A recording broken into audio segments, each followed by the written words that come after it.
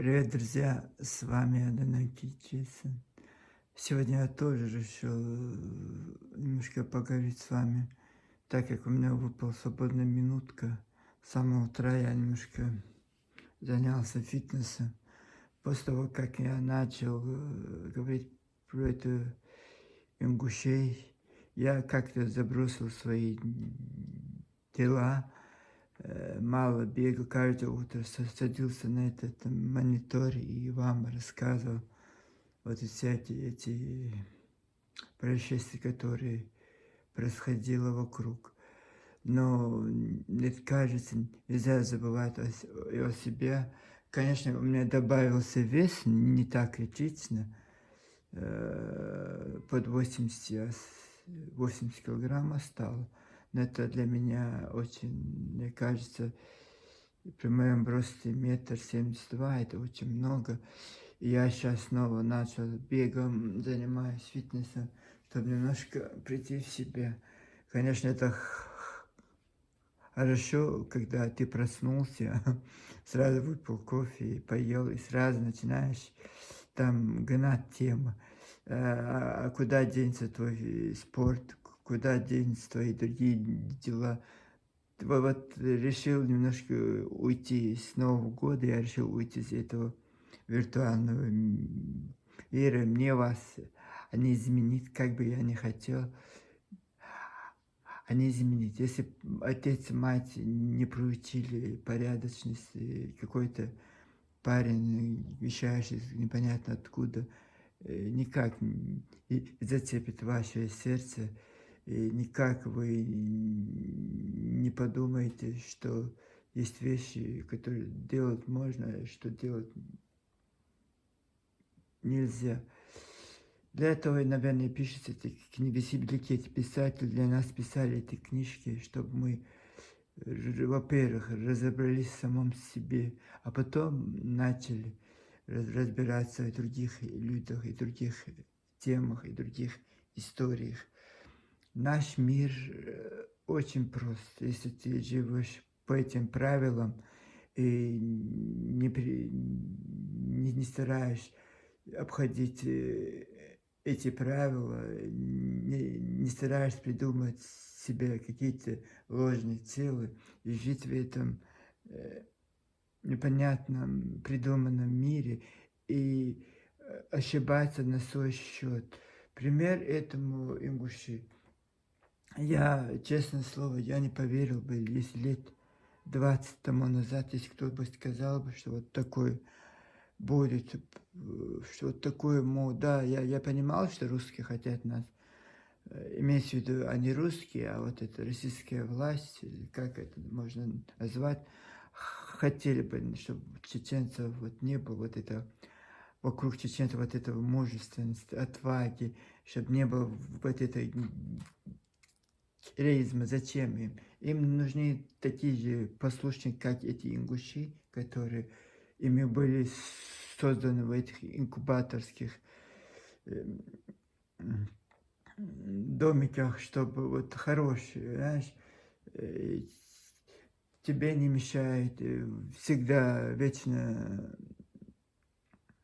молятся за вас и благодарят вас, и вот а другой тот же народ рядом, всегда они согласен, какие-то претензии, какие-то вот эти, поэтому очень нам кажется, что в Москве очень неумные люди, но там очень умные люди сидят в этих многочисленных институтах, и, скорее всего, они знают, чем, какую нитку, если в какой нужный момент, какую банку консервную открыть, какую нитку потянуть, чтобы было по-ихнему.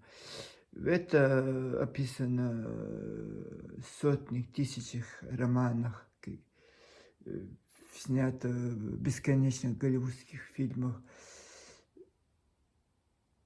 Самое последнее, вот это убедительное, вот это Трамп. Вот я, многие смеялся над Трампом, когда он Зеленскому сказал: у тебя нет козыря, тебе нечем крить.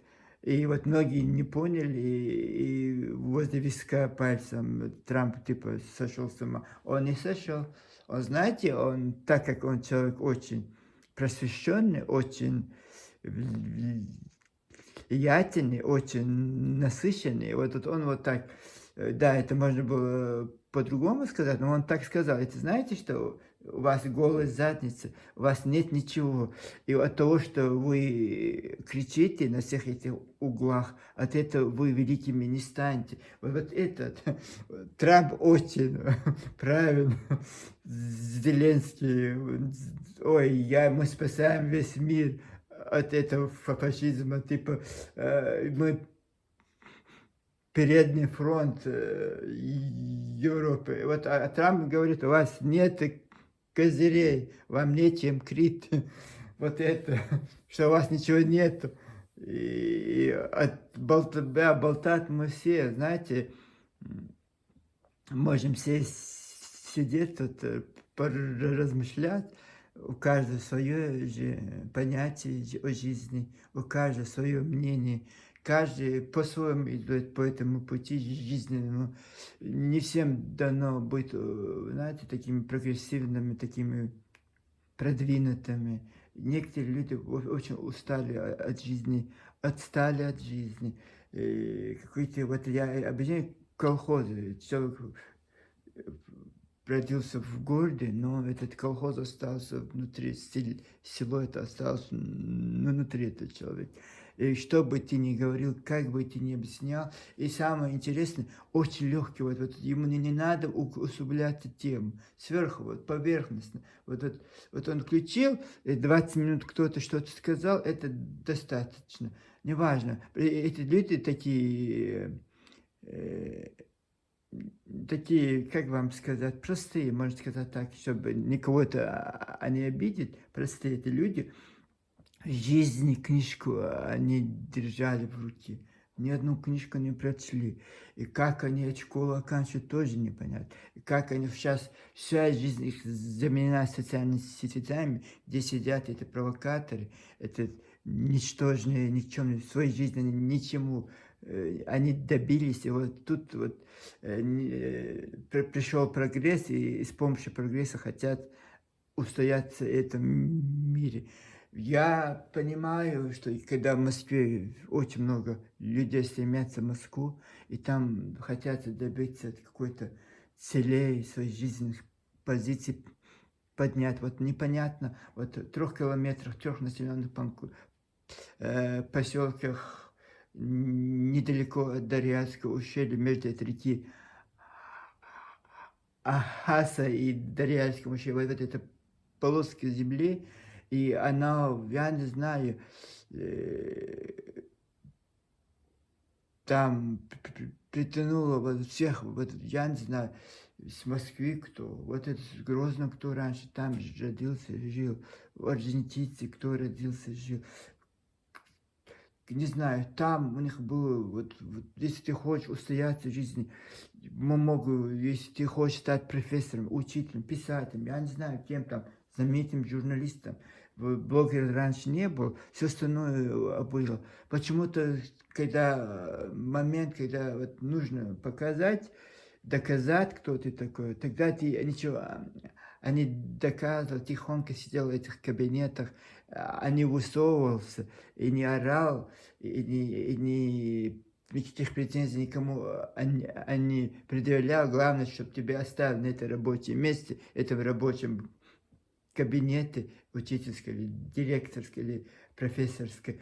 И вот так, и вот текли по течению.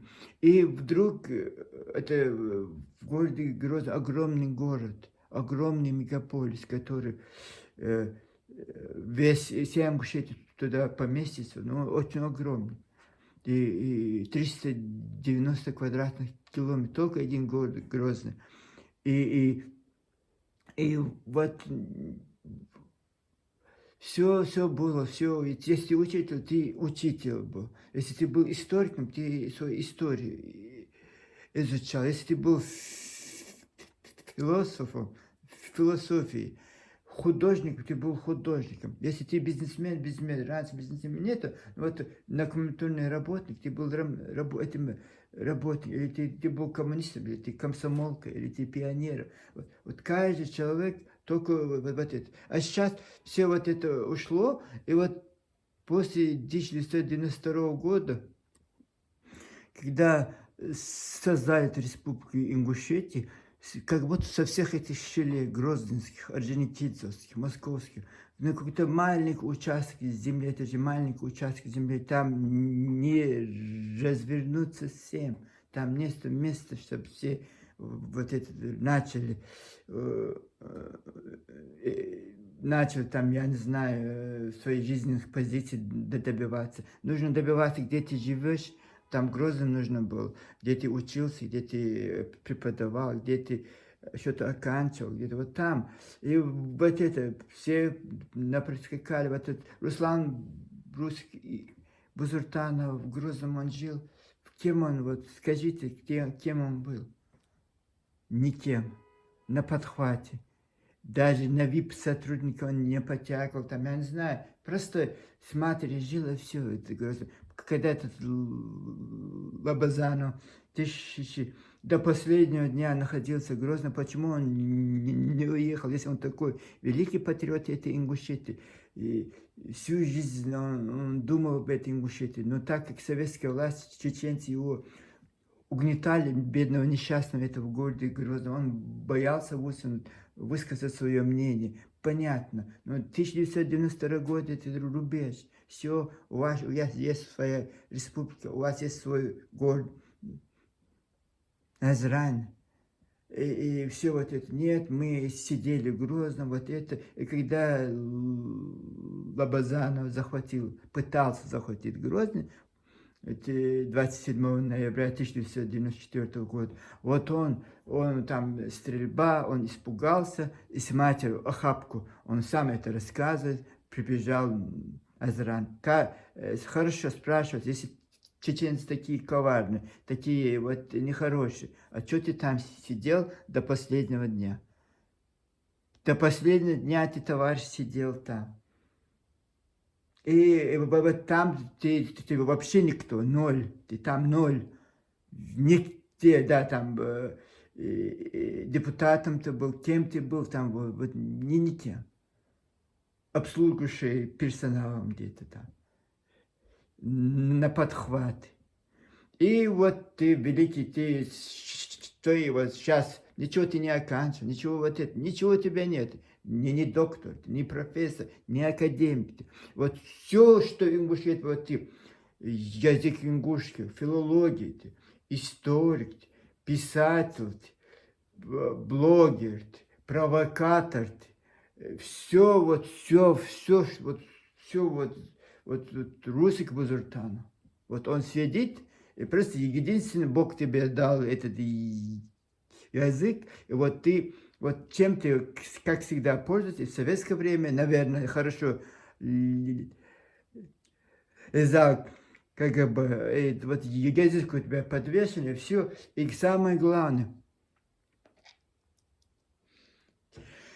ложь, вот без стеснений, у тебя нет этого стеснения, нет порядочности, и вот этот безнравственный, какой-то корыстный человек, конечно, вот у него уже нет границ, и сам тебя видели, кто-то мне рассказал, они встретили этого русского Бузуртана, какой-то израчный, какой-то таскал это, какой-то, просто сперва они не подумали, что это русский Бузуртан. Он говорит, ой, страшно. И мне это рассказали. Я говорю, я понимаю, кто он такой. Я не знаю. И вот этот человек светило Ингушетии. И вот эти люди приходят, вот опровергни Бузуртана. Кто он такой, чтобы я его опровергал? И вот это только одна. Этот Марьям Ялхарова сидела ректором школы. Вот сейчас и профессорша, и академичка, и Ничах Ахриева, везде она представитель ингушей, не Западной Европе, а вот это Востоке. И как будто бы Ингушетия большая страна, какие представители, что, зачем это. Вот это, даже у нас этого не было, у чеченцев. У них, представляете, у нас все чеченцы живут во многих странах, Турции, Сирии, Иордании, Саудовской Аравии, во всех Ливане, везде живут чеченцы. Даже у нас нет представителей, у них есть. Знаете, почему они, вот этот именно безнравственный человек, непорядочный, чтобы красть чеченскую историю. А потом мы удивляемся, когда выходят книги, это Тамили Зауровой, что вот Истанги, это чисто ингушское ремесло. Конечно, ингушское, если у чеченцев, ваша и Марьям, и Ялхарова там бегает, Арсхойты это, они ингуши, это чеченцы. Они, когда Кавказская война окончилась, и вот они ушли из этих земель. Конечно, вам это было большой плюс. Сразу прибежали к царю и говорят, дайте мне эти опустевшие земли. И вот все вы тогда захватили, конечно. Вот это сейчас тоже недалеко пошли. Думаете, ждет, вот почему-то вот это интересно, ждут этого, вот, даже этот парень, который ко мне пришел, он не заметил, как будто бы Рамзан Кадыров не существует, он начал говорить, какой был бы хороший президент, вот этот, как этот, который Министерство обороны, вот этот, который постоянно представлял, он говорит, вот это был бы хорошим президентом для Чечни. А я сижу, чеченцы, и думаю, интересно, это как? Ингуш будет решать, какой хороший, кто. У меня мысль, даже если Рамзан уходит, я хочу, чтобы вот этот, есть и другие, не, вот именно вот этот новый человек, который вдруг появился, но он тоже известный чеченец, генерал в Украине, вот он себя показал, но вот такой. Этот маленький Ингушетия, они предназначены для стольких провокаторов, стольких проходений. Она не может себя это все поместить. Вот этот город Бангкок, да, 17 миллионов человек, 50 районов самых больших, и еще сотни маленьких районов. Туда, да, вот придет провокатор, он растворится, а там маленькая такая республика, и вот 80 тысяч этих ингушских чеченцев, которые жили в Грозном, родились там, все к вам, ваши Ингушетии. Северной Осетии тоже, почти 100 тысяч этих ингушей осетинского разлива снова. И вот сами местные ингуши, которые всю свою жизнь жили в Назранском районе, они брезговали этим Назранским районом. Это их земля была, они там трудились, они там под Крита, вот они от власти все отстранены, никого никуда вот кормушку не пускает, а вот все вот эти проходимцы с города Грозного, которые жили там, в городе Орджоникидзе, вот эти великие писатели, великие историки, великие мыслители, этнографы, вот они все захватили эти Ингушетии и вот командуют. Вот это Идрис Абадия, кто? Житель города Грозного. Он там родился, он там всю свою жизнь прожил, он там учился в школе, а потом, конечно, поступить, он почему-то уехал в Северную, любитель осетин, скорее всего, вот, не Кабарду, а не Ростов, а не Волгоград, как раньше. Если ты в Грозном не хочешь учиться, обычно ехали или в Волгоград, или Краснодар, или Ставрополь, вот так. Нет, мы Осетию хотели. И вот это, все имена ингушские, это чеченского разлива. И вот они все чеченофобии, вот это тоже странно. Вот Потом они все чеченофобы. Как вот видите в Ингушетии, там вот, нет, это не русские, это нет, они грузины. Сталин кто грузин? Берия кто грузин? Все грузины были у власти. Вот не они, это подлые чеченцы. Это очень такая изощренная. Вот очень легко вот объяснить все проблемы. Нет, это не мы правильную дорогу выбрали. Это не наша вина, что мы всю свою жизнь поклонялись этой России и ничего путного не смогли сотворить. Это не мы виноваты, что мы потеряли этот пригородный район и Владикавказ с вами непонятная политика. Это не мы, когда чеченцы договорились с этими осетинскими депутатами, вот при Джахаре Дудаеву, он поверил в вам. Я вам не верю и не буду никогда не поверю. Он поверил, он старался хотя бы это пригородный район вам, какую-то часть, чтобы сохранить. И почти эти осетины согласились. Они сказали, Владикавказ никакого слова, а вот это как-то этот договор, если вы подпишут они, мы согласны какую-то часть им отдать. Нет, не захотели. Нет, это нет. Бурогал это наш. Вы его устроили. Кто его построил? А то, что вы там, вот вы тоже в Грозном жили, наш город Грозный ваш, поэтому вы и говорите, что вся Чечня это ваша территория. Потому что вы там жили, и вам кажется, это ваше. Это очень вот так.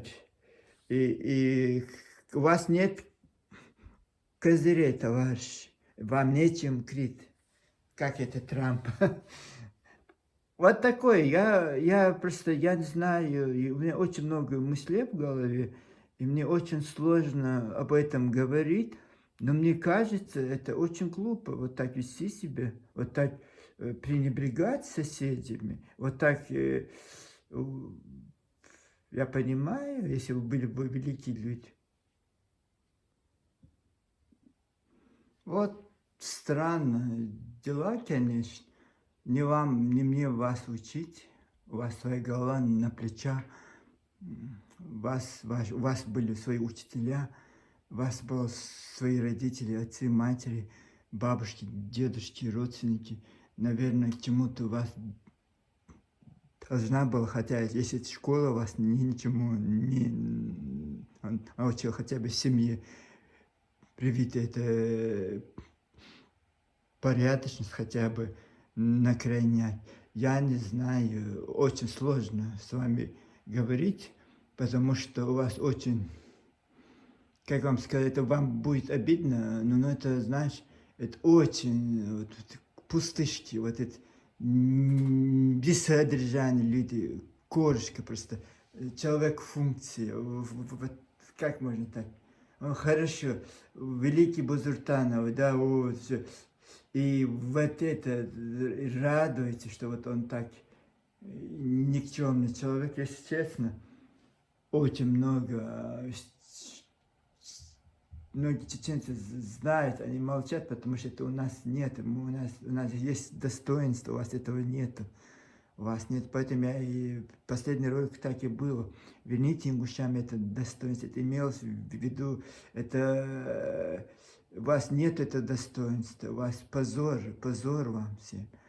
Как вы можете вот так жить, вы знаете, это на чужое смотреть, зариться на чужое, какая-то черная зависть, завидовать всем. И вот вы будете сидеть, вот так этот Бангкок вам не возникнет с нуля. Это труд людей, надо трудиться, надо строить, надо чем-то, вот этот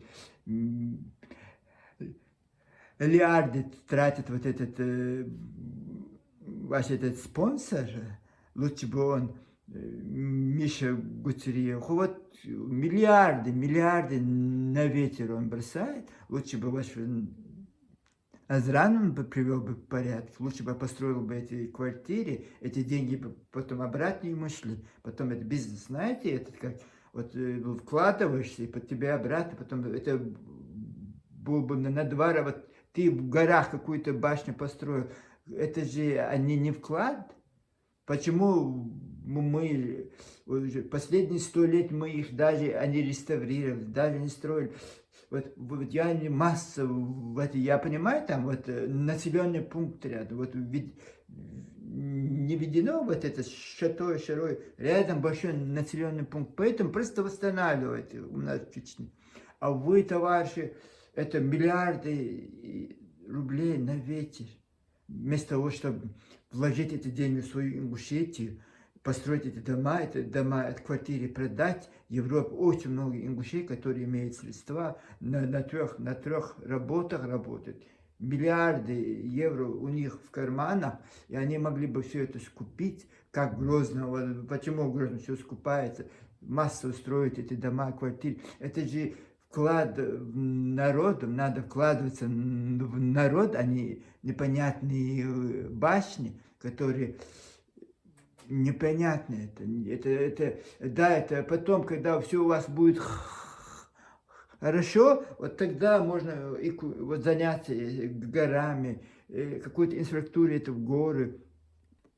Нужно вкладываться в народ, вы понимаете? Вот тогда, я не знаю, даже вот этот Сингапур, оно же, они растянуты на всех Гонконг. Макао, Гибралтар, такие мощные экономики в мире, они город-государство. Город-государство. Это даже на маленьком уголке земли можно построить рай. Можно, я не знаю, все свои мечты туда вложить. Если вы строите одноэтажные дома и будете строить 10-этажные. Вот у нас в Грозном от 20 этажей нужно думать, что надо 30-этажный строить. Это же нельзя, вот так население растет. И даже в вашей Ингушетии, то хорошо, что у вас хотя бы вот это есть. И вы могли бы правильно, если правильно, с ресурсами, вот это, все это правильно делать, и все вот это, и было бы шик, было бы очень здорово.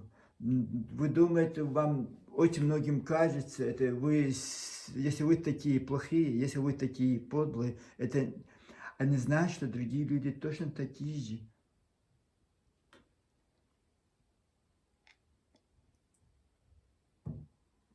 Это не нужно себя на других проверить.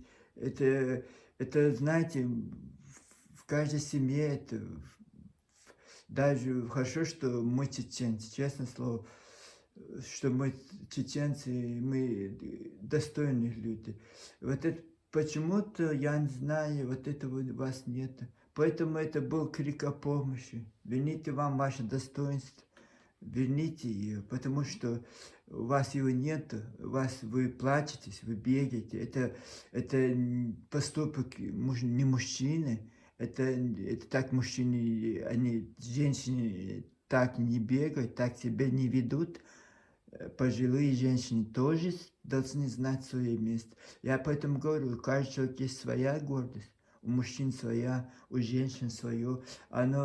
Если ты мать, это ты должна думать в первую очередь о своих семье, о своих детях, о своем муже, о своей семье, муже, семье. Или вот это у тебя, ты не можешь быть одновременно матерью, там 3-4 у тебя детей, и вот так бегать по этим площадям и кричать, что вот эти плохие, и указывать кому-то на пальцы. Если потом мы что-то скажем, обижаетесь. Это, знаете, это мы не придумываем, этот термины не придуманы. Это, знаешь, это до нас это придумано, мы просто их берем на вооружение и вам говорим. Вот такие дела. Мы никого не обвиняем, мы не можем требовать того, чего у вас нет. Но можно же постараться, можно же как-то прийти в рамки. Можно же как-то, знаете, вот трагедия не может постоянно, как у Шекспира, продолжаться постоянно. У него есть начало, середина, есть конец. И мне кажется, уже это все искусственно, все это придумано, это какую-то вы подлую, паршивую цель преследуете. Поэтому этим провокаторам, этим проституткам, наркоманам, их имена будут занесены, вам кажется, у вас не будет ответа, будет. Все это уже есть, это уже есть ваши имена, все мы, знаете, мы знаем, где вы проживаете, вы бегаете, ищите меня, где я живу, хотя бы фотографии. Фотографии, я не знаю, если вы... Зачем вам оно? Зачем? Зачем я посторонний человек? Я просто сижу и размышляю. Я имею на это полное право. Вот если я вижу, что человек подлый, я скажу, что он подлый человек, он непорядочный человек. Это указать на эту слабость человека. Если он наркоман, это слабость, это значит, человека нужно лечить. Если человек не может никому отказать, это тоже своего рода болезнь. Но это у нас это как бы не принято говорить об этом. Но это значит, это потом это подрастает под политическую, и на фоне этого все это усугубляется. И самое главное, человек начинает безнаказанно, бесконтрольно, вот это. Я не знаю, что с вами делать. Мы же не полиция нравов, мы не можем бегать, вот моя цель пристыдить, и хорошо, я иногда называю имена, я ничего, просто я от этого, от того, что какой-то инглиш плохой, мне чеченцы от этого бонуса не будет. Меня за это в рай не пустят. Я должен за свои сам отвечать. И стараться, чтобы их не было. Вы за ваши грехи ответите перед Богом, перед Аллахом, перед, я не знаю, Всевышним Буддой. Какая у вас там религия, непонятно, потому что смотрю я, вижу, что у вас какая-то новая религия, как это сcientология, какая-то непонятная религия у вас. Если вы не были бы мусульманами, я, конечно, бы не поверил бы в себя, но что-то у вас там разрывает, товарищ. Да это сcientология. Это тоже своего рода религия, можно сказать, секта. Вот то же самое у вас, товарищи. У вас нет вот Ингушетии, да, это как бы сектантский вот это, вы возвели поклонение этой Ингушетии, забыли о Боге и забыли о кавказских правилах, принципах, забыли про своих адатов, которые вам чеченцы привели. И вот так нельзя, так нельзя. Доктор Рон Харбард, вот этот секты церкви сcientологии, вот в 1968 году вот он придумал вот эту школу эмоциональных тонов. Впервые он открыл его, он пошел там, померил там какие-то барометром, какие-то указания, скрытые враждебность. Вот это он описал впервые о людях скрытые враждебность. Есть открытая враждебность, когда ты не любишь человека, ты говоришь, ты козел, и тебя я сейчас побью орду. А есть скрытая враждебность, когда ты не можешь сказать, ты, во-первых, боишься этого человека, ты открыто не можешь говорить, но по-всякому делаешь мелкие пакости, подлости. Вот это скрытие вражды. Вот это Рон Харбард, доктор Рон Харбард, вот это он еще открыл же эту церковь сcientологию. И вот самым большим послом вот этой церкви, как вы знаете, был голливудский актер Том Круз. Вот он был связан с ним, он их был амбассадором. Вот такая, как бы вам сказать, сектантская вот какая-то вот это элитная церковь. Это то же самое, что ингуши. Они элита, они придумали свою элитного вот это непонятного вот это ингушетия, который реальности никакого отношения не имеют, но вот у них в головах он рассказах, сказках великих писателей, вот он у них существует, он существует не один сотни лет, вот они очень давно, раньше как-то при царизме только они как-то, вот зная, кто они такие, вот как-то умудрялся обходить эти острые углы с этими государством, и вот прислуживали, служили, и им, конечно, в виде бонусов эта власть предлагала территории. И история, она, знаете, это не сегодня, она любой человек может пойти узнать, если действительно. Я в своей школе, когда учил учебник истории, я не знал, что вот к этому я приду, вот мне придется, знаешь, об этом говорить через 20, 30 лет, 40 лет. Вы представляете, что будет через 40-50 лет с этими мужчинами? Мне даже страшно представить, что будет. Вообще ничего не останется у них войнавского, ничего не останется кавказского. Излагаться, вот это обрусевшиеся, вот понятно, что с ними будет. Вот их ждет вот эти, они не придут к своим истокам, нужно обратно прийти. Они стремятся к какому-то неизбыточному. Вот что было, вот у вас же есть эти адаты, как у чеченцев, есть эти правила, своды законов, даже если вы даже не мусульмане, у вас адаты есть, или у вас их уже нету, как у чеченцев, они имеют их, может вы уже, как эта секта саентологии, себе новую религию придумали.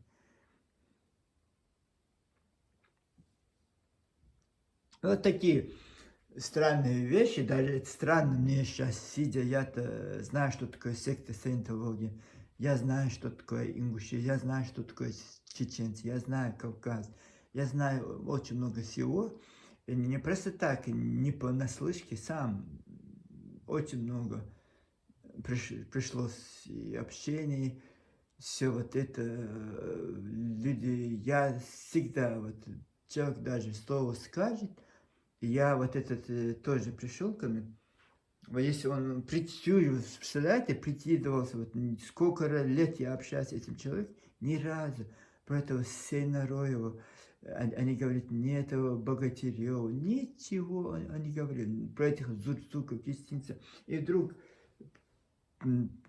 Сейнароев, когда я сказал Муса Долгиев, он говорит, я не знаю Муса Долгиев, но я знаю вот это Сейнароев, это Бексот Сейнароев. Вот так это. Значит, человек не полностью дурачок, просто прикидывается. Это ему выгодно. Зачем ему чеченцам искать правду, если можно сидеть этим закрытым ником, писать офигации про чеченцев. Это же интересно. Это же хотя бы вот так. Это скрытая враждебность, это доктор Рон Харпер.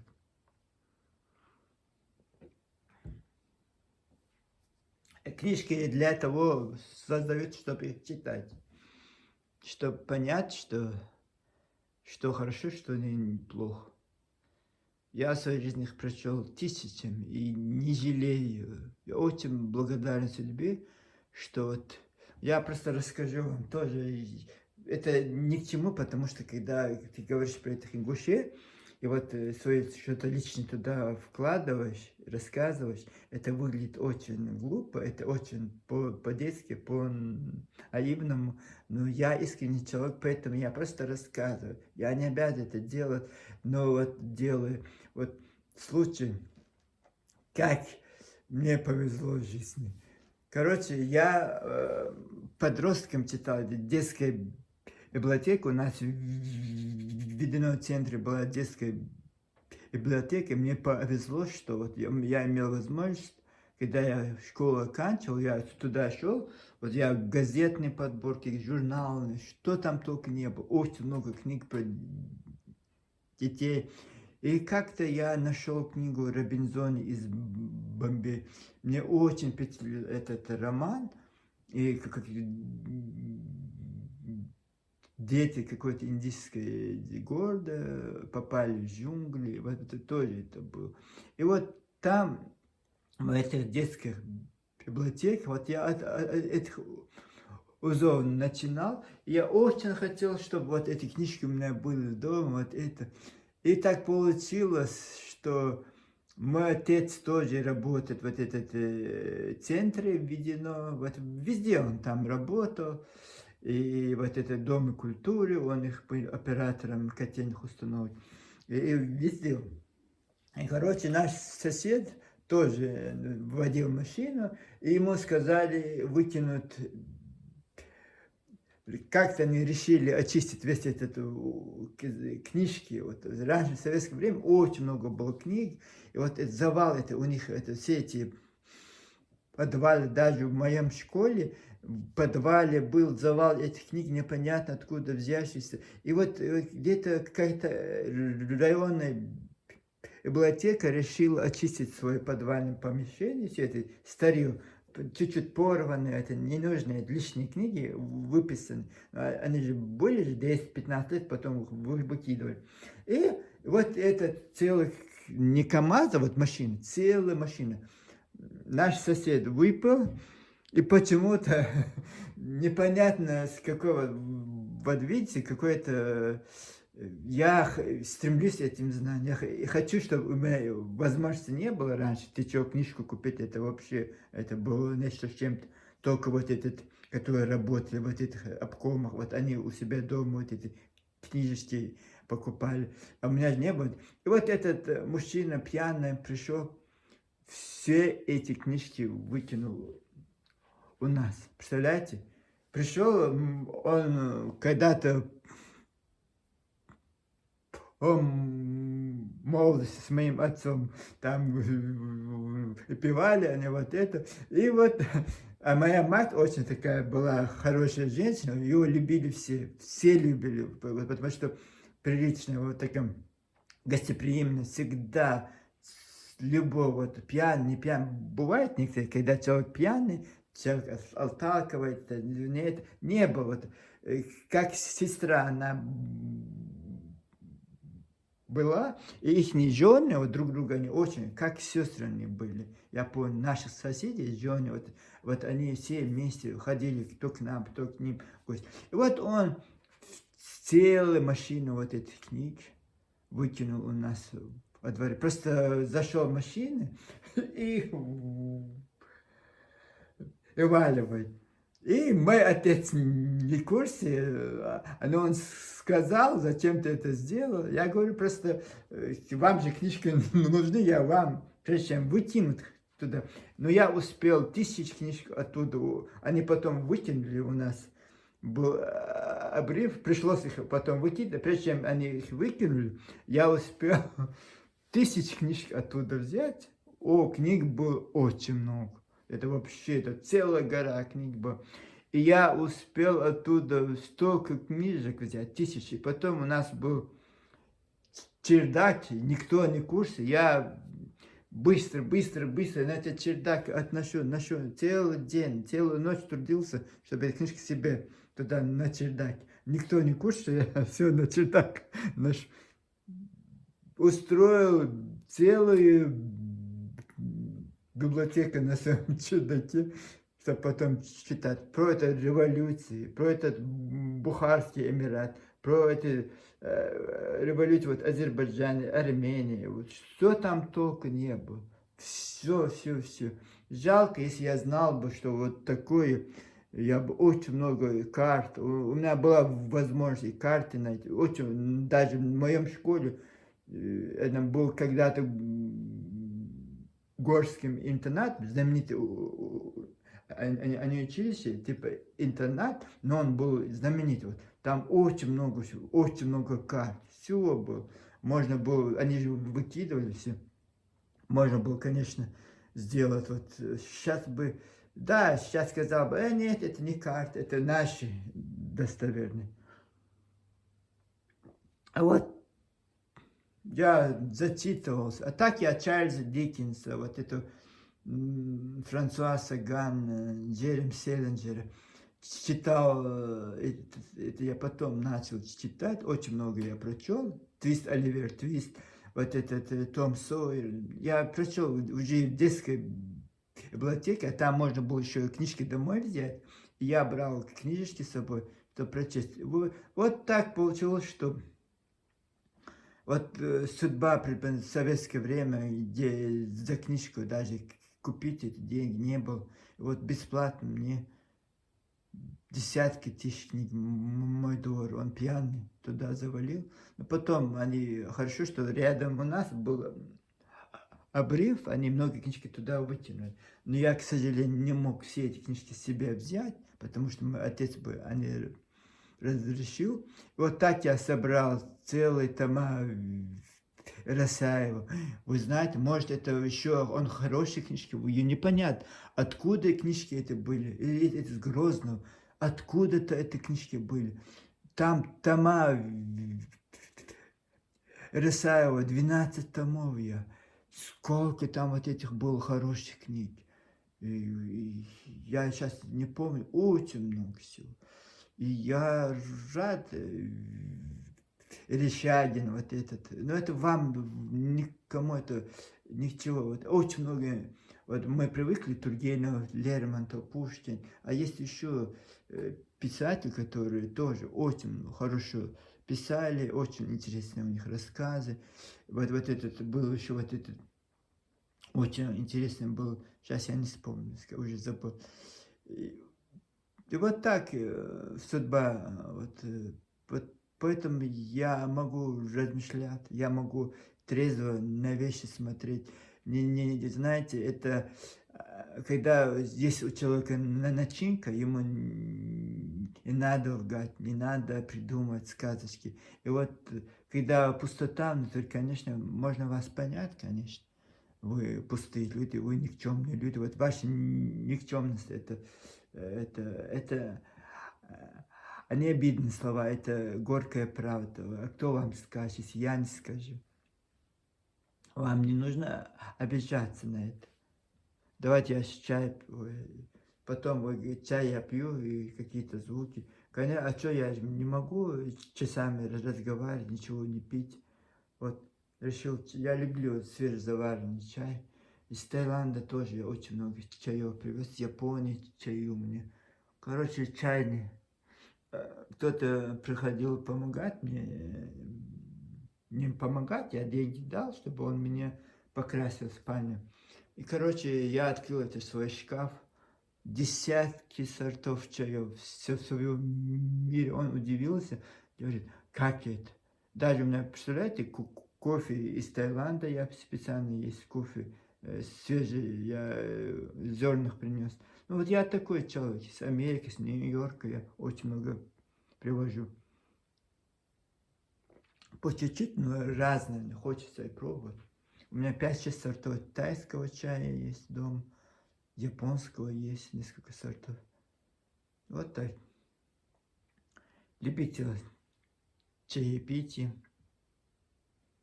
и кофе приличное. Вот я, как в Старбеке, сам с зерном, молочу зерна, делаю вот этот, с пистолетом. Я люблю кофе делать, не как это машинка сама варит, сама заваривает.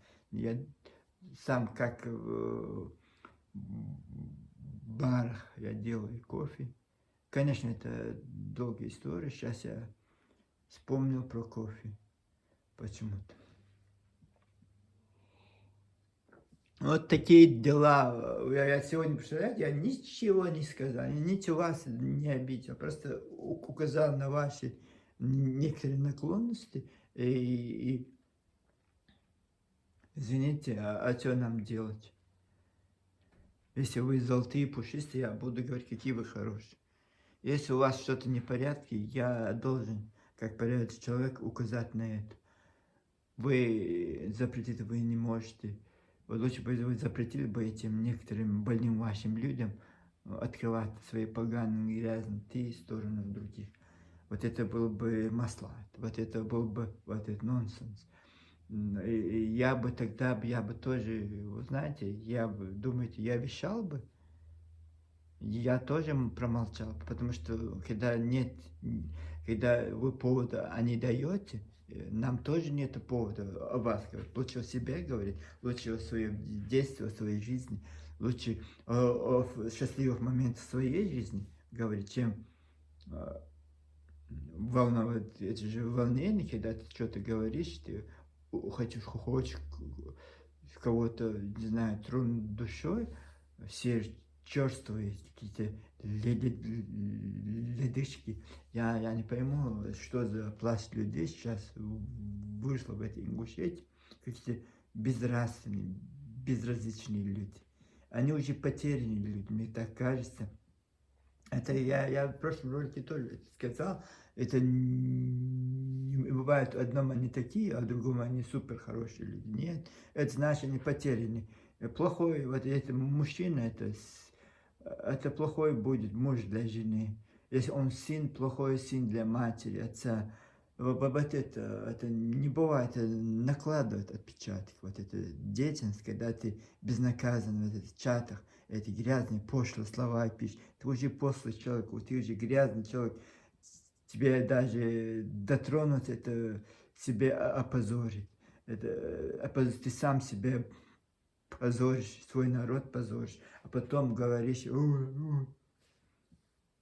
комментарии, видите, как я свободный человек. Я вам разрешал раньше, как я любому человеку что хотят писать. Я-то думаю, да, человек имеет право что-то, если я имею право что-то сказать, этот человек имеет право что-то написать, нравится это мне не нравится, но вы знаете, это, потом я понял, что это вы испорченные люди, вы грязные, у вас мы слышим, поэтому таких ни в чем, таких пустышек сразу в бан. Я сейчас, конечно, просмотры пропали, потому что я очень многих лишил этого их любимого дела, писать гадость.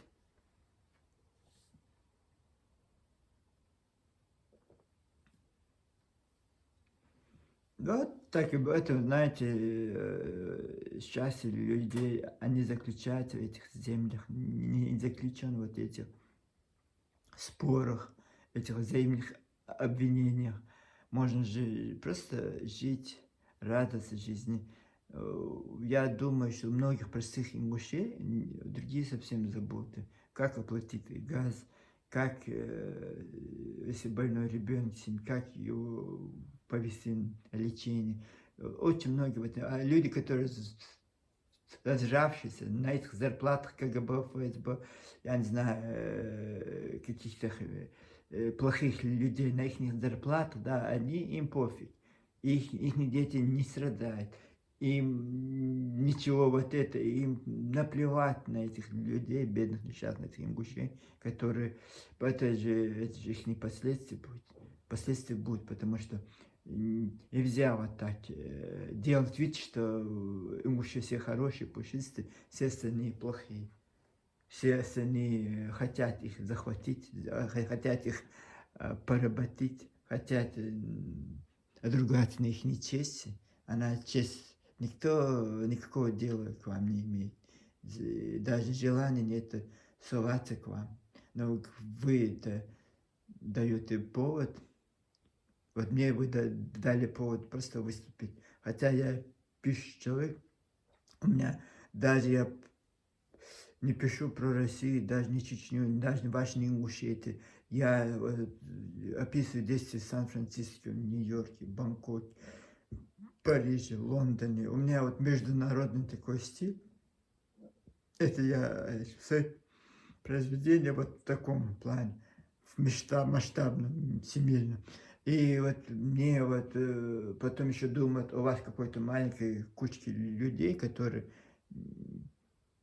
не состоялись в жизни, и причем вот это, на эту кормушку под названием Ингушетии, вот нашли себе кормушку и все, пасетесь там. Сколько хорошего вы сделаете ингушам, покажите. Честное слово, если вы кто-нибудь скажет, вот ваша эта деятельность, вот столько это благо ингушскому народу, я извинюсь и я перестану. Но это же не во благо ингушского народа, это во благо вашим карманам, вашим детям. Сейчас вот будет элита, новая элита ингушетии, за деньги, которые как проститутки продаются направо-налево. Вот вы сейчас кого-то капиталы, и квартиры у вас будет по 2, по 3, и дома, и виллы у вас будут. Тем более гуцери вы хорошо обуваете. И потом, конечно, вам-то хорошо, а вы подумали о простых людях, что у них совсем другие заботы. Вместо того, чтобы им стать, вот вы общественники, вы кричите, мы общественники, мы известны, мы культурные деятели. Где ваша культурная деятельность? Покажите во благо ингушского народа. Если что-то там, это было бы, тогда вы свои рты поганые не открывали бы на сторону чеченцев. Вы занимались бы своими плохими людьми, своими проблемами, своими коррупционерами, своей властью. Я не знаю, вот нет, у вас специально, вот вас выталкивает, чтобы вы, у вас же выталкивает, чтобы про всех, кроме имущих. Вот, говорите про всех, все что угодно.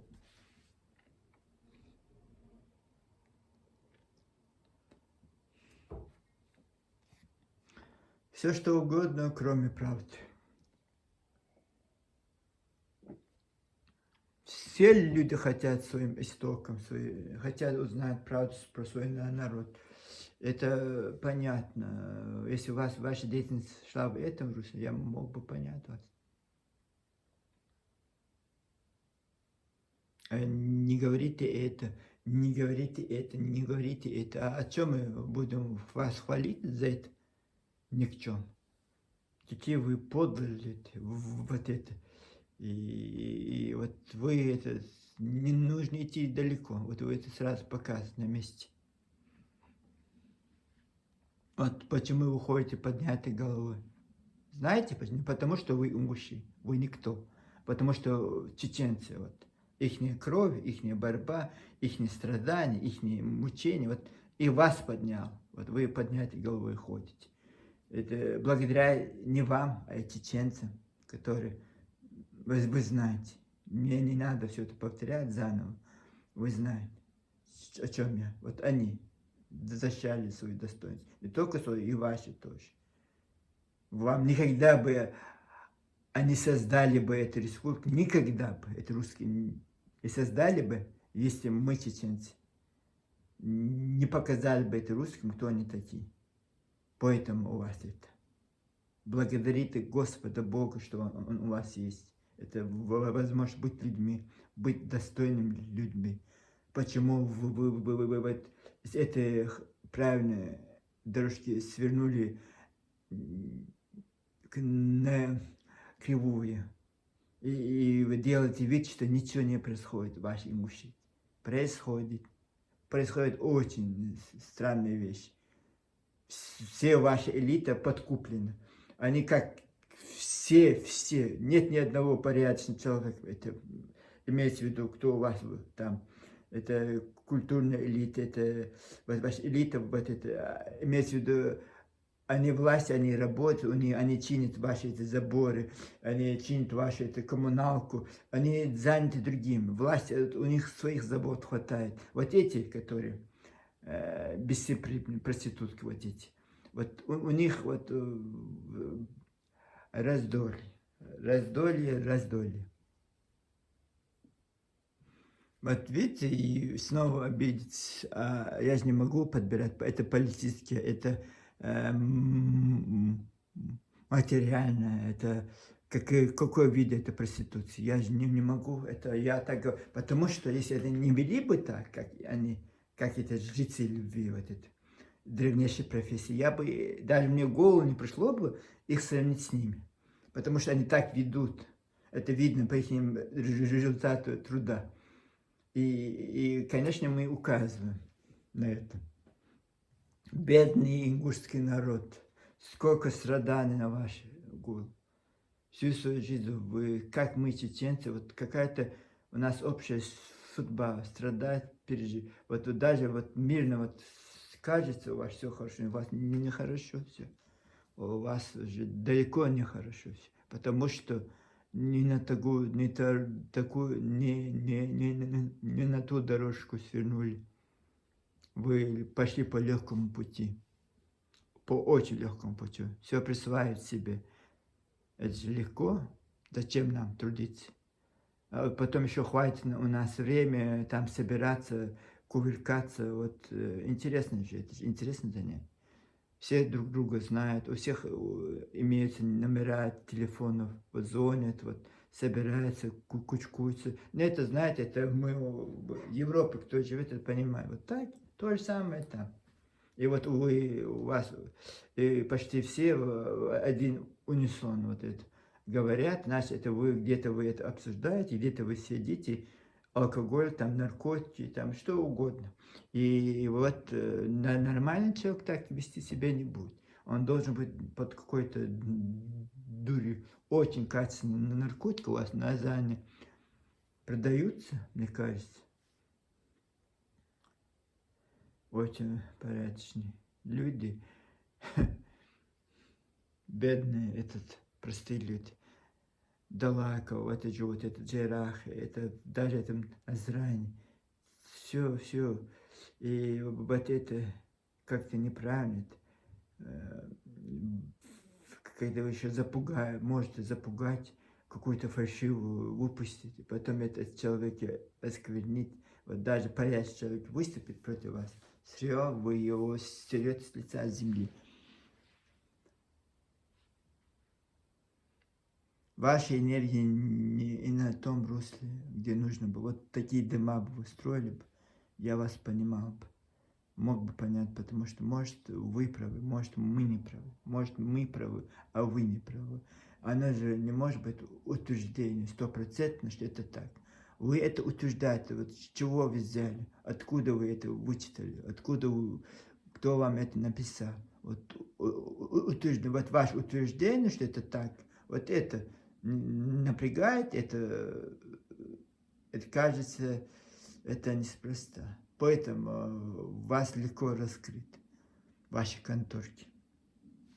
Поэтому и проституция, политически все. Продает любой человек деньги предложит, вот скажите это, все как собаки, как щавки. Это не впервые у нас, знаете, это мы проходили. Раньше все вы работали на КГБ, может сейчас тоже на это, в Москве же разные конторы.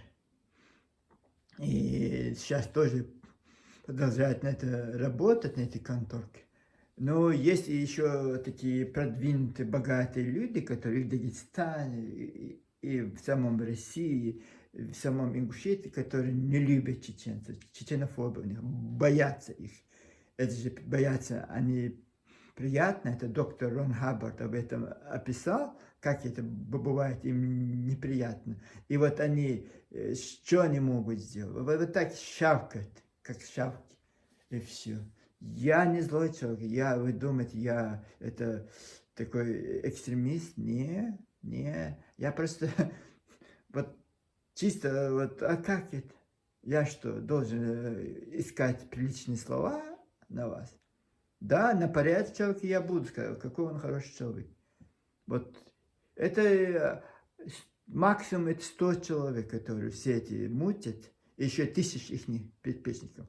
Там человек 5-10 тысяч, вот из 500 тысяч ингушей, человек 10 тысяч вот заняты вот этой непонятной деятельности. Не во благо народа, не во благо своей страны, а вот стравливают два братских народа и стараются нас возбудить, стараются нас на эту агрессию, сами провокации делать, чтобы мы им потом выступили. А потом вы будете говорить, смотрите, какие плохие чеченцы. Вот они так про нас говорят. Это не про вас, товарищи ингуши.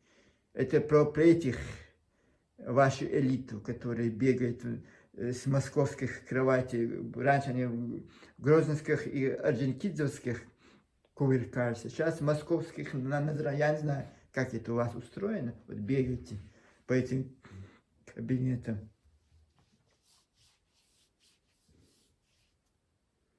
Это нормальная деятельность. Вот мне сказать бы, вот так дело. Это как это? Какой-то принцип должен быть у человека? Какая-то мораль должна присутствовать? Как я могу просто так на ровном месте что-то говорить, что-то придумать? Еще вот оскорбительном тоне, унижительном тоне об этом народе говорить. Как это? Кто ты такой? Вот, кто, откуда ты взялся? Вот, кто тебе дал эти права? Это интеллигенция. Об этом речь. Поэтому вот какие-то никчемные, какие-то, э, как это правильно, по-русски, шалендры. Откуда взялись они? Вот об этом речь. А потом говорит, ой, этот человек оскорбляет наше это, а вот человек что-то неуважительно говорит, вот на сторону этого человека. Пусть эти люди уважительно сперва научатся уважать нас, а мы будем потом уважать их. Вот это футбол, это игра две ворота, это не бывает одни ворота.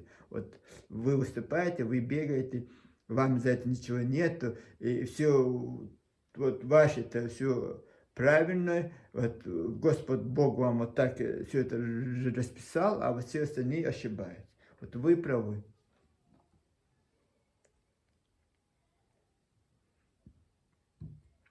Мой чай холодный.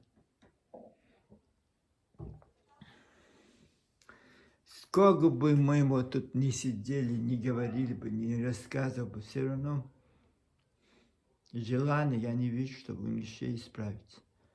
Нет это желания, потому что, знаете, это как наркотик, когда пришла слава, ты в каком-то, это понятно, это маленький какой-то, я понимаю, Москвы, ты там так блистаешь, я могу понять. Это звездная болезнь, это страшная вещь, конечно. Это страшная вещь. Так заболеть звездной болезнью.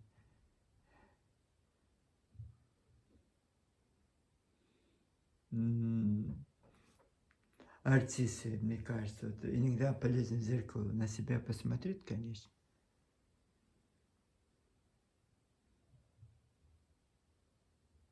Сколько я бы не возмущался, вот это меня удивляет, честно. Вот, вот казалось бы, я видел в жизни все, но вот это я не был вот 1,5 года, я как это в теме, и мне очень много всего открылось. И как это чеченцы это не видят, тоже не понятно. Сами ингуши почему это не видят, тоже непонятно. Неужели, я не знаю, интернет есть, Google есть, что непонятно, можно, если захотеть, можно найти. Вот как я, вы думаете, это я просто так, когда я называю имена, какую-то историю рассказываю, это просто так? Нет, я это все, у меня печатан сотни страниц этих ингушей, которые, этих провокаторов, их биография, вот это я не придумал, я не сижу, как они. Вот я рассказываю. Я просто сперва должен прочесть, а потом своими словами говорю. Потому что я не привык, вот, как этот говорить, читать по бумагам я не могу, мне очень сложно это делать, потому что у меня ум так, и, может быть, так развит, я не знаю, я могу часами говорить, и, и лучше вот так. Конечно, я на чеченском, вот многие слова, которые русские я хотел, я уже забыл этот русский язык, хорошо, что я обратно идет, я вижу, что небольшое улучшение есть, это. Ну, я не знаю, я. Вот один человек со мной, вот я так и говорю всегда, на диалог, не на провокацию выйти, а на диалог. Я просто понять, вот я хочу понять логики их вещей, как у них устроен ум, вот что так они, вот так они говорят, вот так они думают, и как это понять. Вот этот парень тоже, который пришел, говорит, когда про чеченскую войну, он же был ребенком маленьким, и он слышал, как мать, эти русские генералы обманывают, лгут про чеченцев. Он говорит, она тоже говорит, вот это. И даже он ребенком понимал, что Да это они лгут, это неправильно, что они воюют в Чечне. И вот это нам, чеченцам, вы не объясняете. Вы знаете, сколько это видели, сколько пережили. Наша история об этом говорит. И поэтому мой вам совет немножко быть скромным. Это скромность украшивает человека. Вы знаете, я не знаю, не вы должны кричать на каждом уголке забора, на каждой площади, что вы видите. Это другие люди должны про вас подумать. Смотрите, ингуши, какие они молодцы, какие они хорошие ребята, какие они вот это. Это другие, это не вы сами должны про себя так говорить. Это другие должны про вас вот это говорить. Это я не знаю, сейчас вы на чеченской славе, на чеченском вот это уже, это постоянно вас не будет. Это уже вот в две чеченские войны вы поднялись, подняли свои головы. И вот это, диалог, он должен быть, конечно, двусторонний. Вот я свои мысли просто сижу, они какой-то, их очень много, они очень разные. Мне иногда очень сложно их контролировать. Я стараюсь не говорить некоторые вещи, которые вот приходят. Это не просто так я сижу вот тут в своей квартире и с ума схожу. Нет, это я в вашей паблике сижу, ваши комментарии читаю. И вот этот, весь этот хлам ваш, вот такие мысли, такие у меня набрасываются, вот эти, я не знаю, какие ложные идеи у вас, хотите обмануть чеченца и на этом себе нагреть руку, вы это нагревали, мы вам это говорили. Конечно, этого вроде не будет. Просто мне кажется, я должен просто каждый фрагмент просто своими словами описать. Вот я обещал до Нового года, но сейчас я не могу это рамки все это, вот все это, я не буду вами интересоваться, мне не интересно вообще. И кажется, это единственная защитная реакция должна быть вас не замечать. Звать вас никак, и никто. Вот видите, как это обидно? Это даже мне было бы обидно, кто-то мне так сказал. Это же ваша труд деятельность. Это вы строчите эти гадости. И я строчу. Ни одно слово я плохое. Вот я могу открыть вот закрытым ником, где-то там открыть какой-то левую страницу и там строчить эти гадости. Я так не делаю. Обижается, не обижается, это реальная вещь. Это как вас образумить, я не знаю, конечно. Это непосильная задача. Миссия Супермена надо попросить у Бога, чтобы Супермена нам прислал, чтобы вас немножко образумить. А как с вами? Не обижаться, товарищ Ингуш, это не ваш, просто это, может, я говорю ингуш, это не значит ингуш себя, нет, это, если это был бы инопланетяне, я говорил бы, это инопланетные существа, которые вот так говорят. Если это был бы русский, я сказал бы, это русский. Если это был бы чеченец, я сказал, это чеченец. Так как это от вашего имени, от вашего народа, от вашей республики это говорится, это говорят непростые люди при должностях, при регалиях, и вот это, поэтому мы называем ингушей, и каждый человек не должен про себя. Если ты порядочный человек, оно тебя не касается. Ты чист, это твое достоинство, и не нужно обижаться. Не нужно обижаться. Я тоже много обижал в своей жизни на своего отца, на своих братьев. Но это, знаете, это бывает не всегда правда то, что ты хочешь. Она бывает очень горькой, она бывает очень неприятная, правда. Конечно, можно жить в иллюзиях, что все хорошо, что все прекрасно. Вот Бузуртану сказал, что это наше, это все это наше. Нет, это не так, дорогие товарищи. Это не так. Если ты сказал А, тебе скажут Б. Вот так это. Вот так это. Алгоритм действует вот так. Ты что-то сказал, тебе прилетает. Вот молодой парень бегает защищать честь Танзиловича. У него есть муж, говорят, он адвокат, еще осетин. Почему-то вот это Гойко. Конечно, осетин это имеется в виду как. Они сейчас ингуши многие стали ингушами. Да, это Северная Осетия выступает, вот это Чебио, Георгий, чисто ингушским именем Георгий выступает вот этот Чабиев за сборную Осетии. Я сказал. И русский Бузуртан тоже. Чисто ингушское имя Бузуртанов. Иосиф. Руслан Иосифович Бузуртанов. Чистый ингуш. Нет, нет, он не еврей. Это вы не подумайте, что он еврей. Нет. Вот этот Лейла Гагиева репортаж про это вхождение первого ингуша на Эльбрус. Это я сочинил? Нет. Это по грузинскому телевидению шло этот репортаж? Нет. Это по ингушскому телевидению ваша великая Лейла Гагиева сняла это. И там Иосиф Бузуртанов. На щеках туда. Самое смешное. Он был прислуга, представляете, человек экспедиции, это раньше, как это был, 1800 какой-то год, 100 лет тому, 100-200 лет тому назад это был, и он, там сопровождающий был ингуш, который вот эти, на козликах, на этих ишаках груз туда наверх, на этих конях груз наверх таскал, этих путешественников, исследователей, скалолазов, и вот получается это ингуш.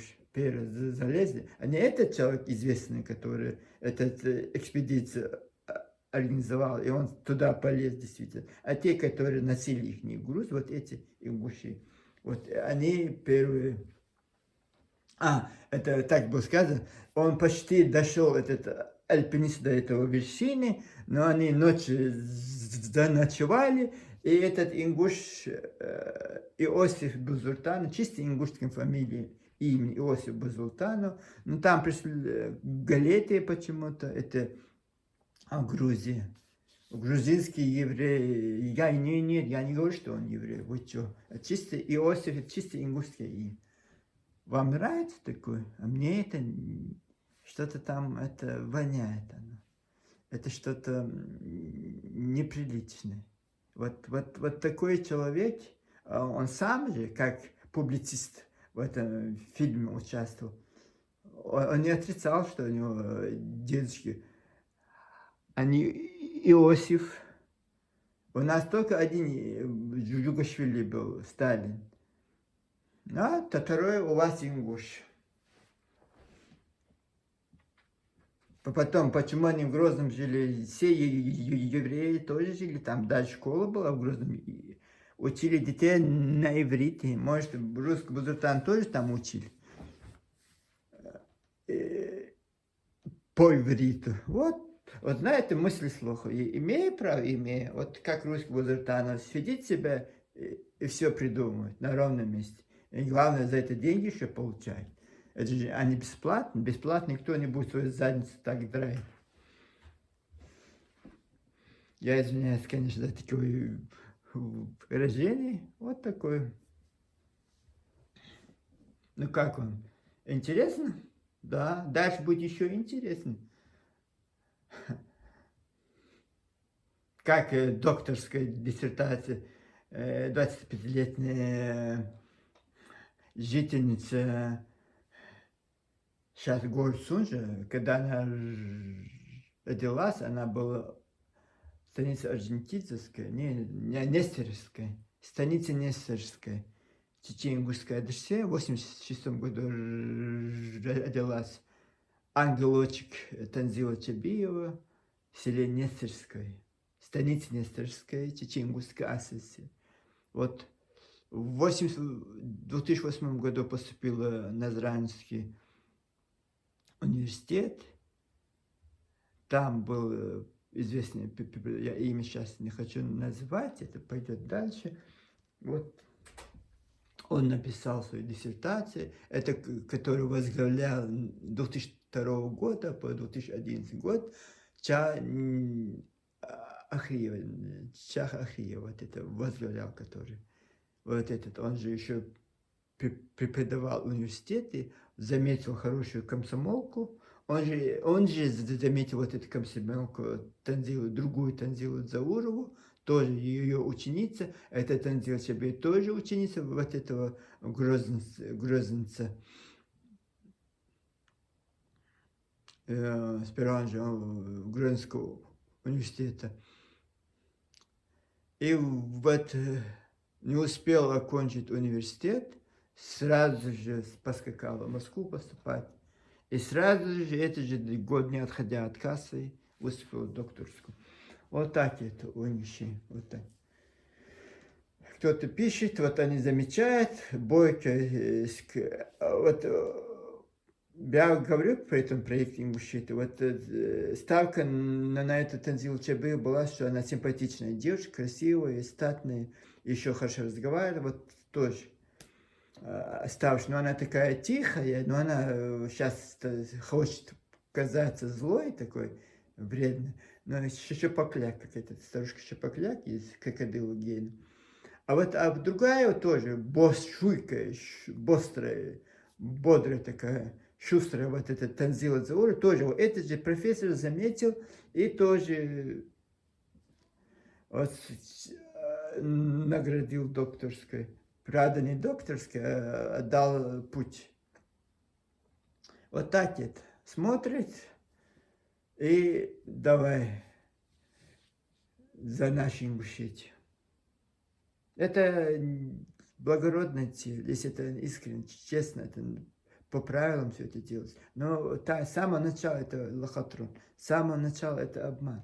С самого начала они хотят что-то украсть, что-то прибрать своим нечистым. Вот поэтому это очень нехорошая вещь. Эти люди, имена всем известны. Они начинали в городе Грозном все.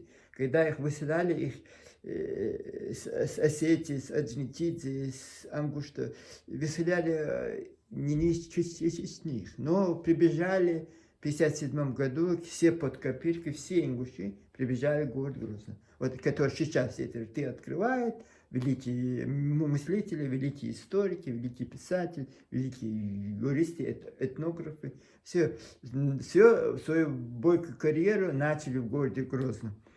И всю свою жизнь вот там, все вот это, очень легко было, когда они сейчас пишут, что это чеченское, это их, потому что у них же опыт имеется, жизнь, они же там прожили, они все это знают. И все вот это просто слово чеченец мы убираем, ставим туда слово ингуш. Это же легко, никаких трудов. Не надо годами экспедиций, не надо это доказывать, не надо это все. Все взял, и когда до начала войны Чечни все находились там, все эти ингуши, вот, все смели из грозненских университетов, институтов, музеев, все прибрали к своим рукам, и все воссоздали. Грозненский университет, воссоздали копию этого университета, все это схватили, все это забрали, и Магаз, Азрань построили этот университет. А это вот так, все оттуда. Даже Госплан Чечен-Ингушской ССР взяли себе план Ингушетии сразу же. Это же легко. Человек, заместитель министра правительства, он Госплан Чечни, Чечен-Ингушетии. Все он все взял, вот это просто документы взял, пошел и русским в 92 году, чтобы создать республику, отдал, что это план Ингушетии. Это вот так это у них. Это диссертация оттуда, все вот это оттуда, все это истории, вот это нардские эпосы, все вот это из Чечени, Ингушетии, из Грозного. Писалось как чеченское, сейчас, конечно, это все ингушское. Потому что они же украли это, вари, поэтому я и говорю вари. Они все украли там. Сейчас присваивая себе, они сразу не могли это все показать, по чуть-чуть, по чуть-чуть, по чуть-чуть. А сейчас массово, когда поняли, что можно массово. Вторая Чеченская война, это флажок руки. Идрис Абадия, который непонятно кто агрономом хотел быть, поступил в сельскохозяйство, вот это отдел, я не знаю, или сельскохозяйственный институт, есть ли Орджоникидзе, это, Владикавказ?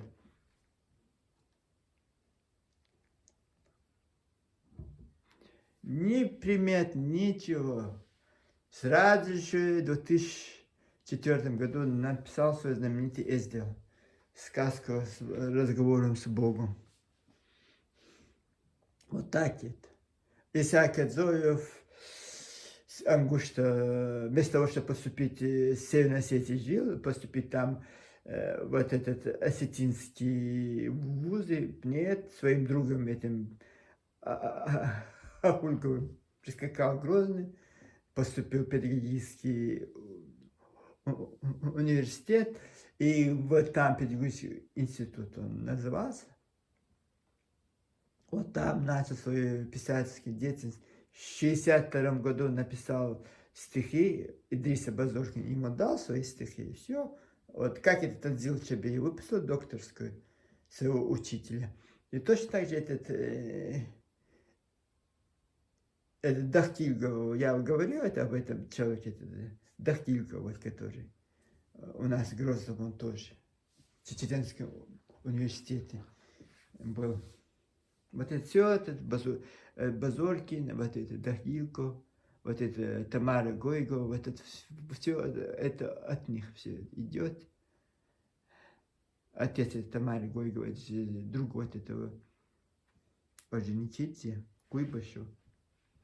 Вот они уже дружили с семьями. Вот так. И вот великие писатели все. Руськ Базуртана, великий писатель. Не обижается, это так. Это так. Даже самому сейчас я говорю, это очень странно. Как это низко пасть так? Почему нужно крайности? Когда можно просто вот тут. И вот эта Дахилька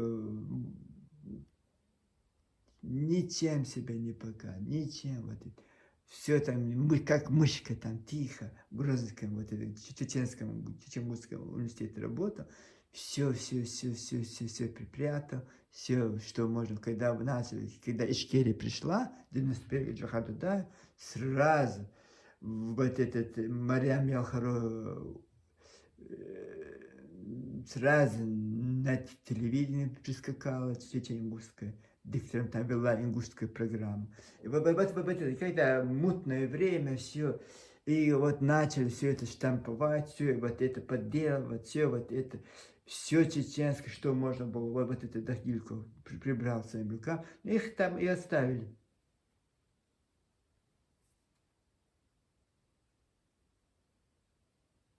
Их там так и оставили для этой цели до начала Первой Чеченской войны, чтобы они, вот видите, даже телефон говорит, хватит тебя болтать.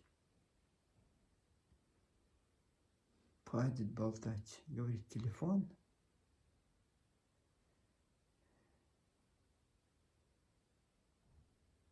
Я даже не знаю, или я схожу с ума, или эти ингуши сумасшедшие.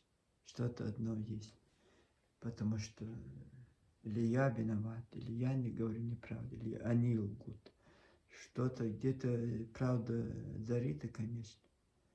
Нам очень сложно. Видите, какие красивые города, какие красивые у них места. Нельзя вот так во благо своей страны, вот так трудиться, радоваться этой жизни,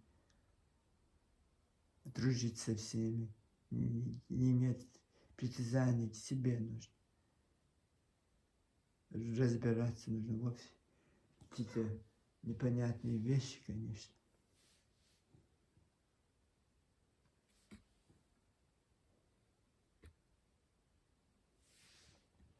Буду округляться, скорее всего, нужно округляться.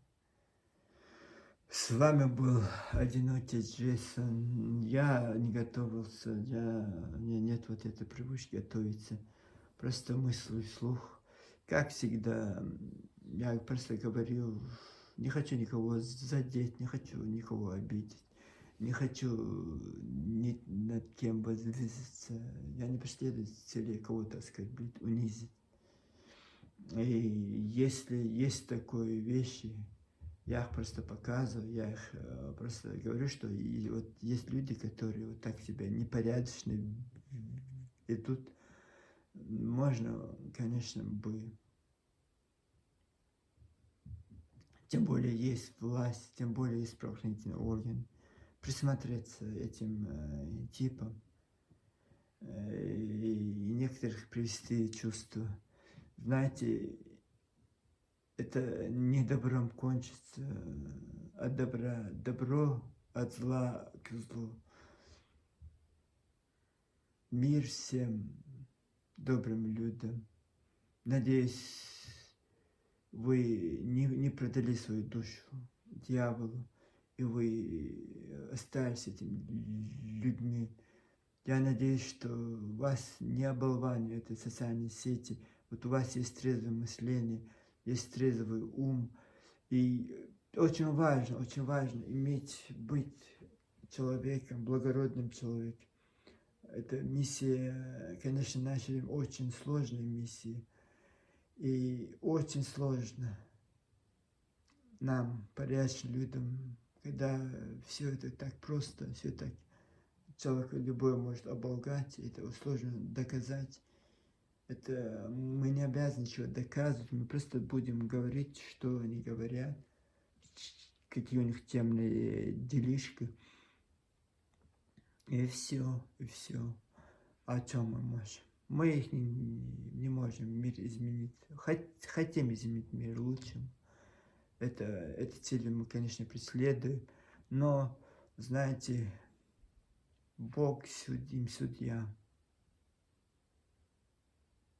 Я вот просто не понимаю, если это были бы дикари из каких-то джунглей, я мог бы понять, что это дикари, у них какие-то другие понятия в жизни.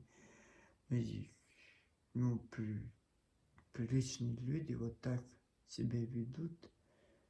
Приличные были их родители, скорее всего, но они-то уже давно вот так свою сделку сделать, и вот так оголтел, безнаказанно все это творить.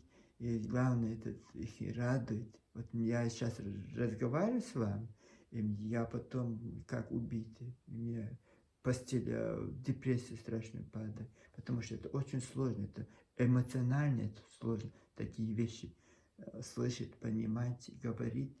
И как вы, товарищи мужчины, как вы это все, как это у вас просто, как это вас радует. Вот это интересно. Жалко, что я не доживу, скорее всего, до этих лет, когда увидит ваш результат вашего труда. Он будет очень плачевный. Вот сказать вам, вот вам. Скорее всего, может, и доживу. Вы куда-то спешите все по-быстрому присвоить себе. И, скорее всего, и в наше время мы сможем, наверное, видите, какие красивые места. Это не только у вас горы, не только у вас реки, не только у вас вот эта башня. Мир по-своему очень прекрасен. И вот эти люди кричат, эти люди орут, что только у них это. Нет, это у других тоже есть. Если у чеченцев есть башня, а почему вы говорите, что у них нет, это наш, это они себе присвоят. Вот это тоже непонятно. Одни и те же горы, одни и те же башни, одни и те же камни. Вот как это понять, что это ваше Ингушское? Исконно ингушские земли, исконно ингушские башни, исконно ингушская речь. Как это мы можем понять? Ой, я выдохся полностью эмоционально. Вот очень тяжело. Тяжелая работа, блогер, если честно. Я-то не блогер, просто